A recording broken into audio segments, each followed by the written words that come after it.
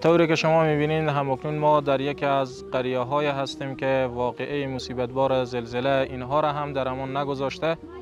و خانه های اینا اکثرا فرو ریخته و اگر کدام خانه هم باقی مانده باشه در روی دیگر امکان نشستن وجود نداره.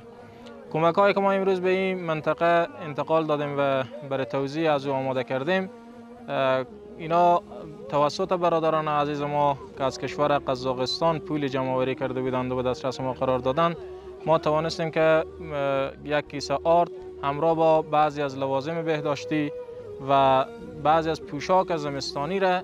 خریداری بکنیم و امروز به ساحه آورده و به برادرای عزیز توزیع بکنیم.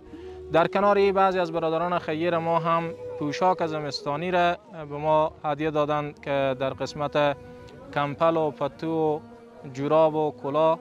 و همچون پوشاک را هم ما در پهلوی کمک ها امروز به این افراد توزیع کردیم. از همه عزیزان دیگر تقاضای ما اینه که انشاءالله در این شب و روزهای سرد زمستانی عزیزانمان را که خانه های آنها بر اونها هموار شده انشاءالله از همکاری های خود فراموش نکنیم و مؤسسه خیریه احساس هم معتمدترین پولی که میتونه صدقات شما را انشاءالله برای این مردم برسانه و به هر کس در هر گوشه که مستحق کمک شما باشه انشاءالله به اونها رسانده میشه. جزاکم الله خیرا. سلام علیکم و رحمت الله و برکاته.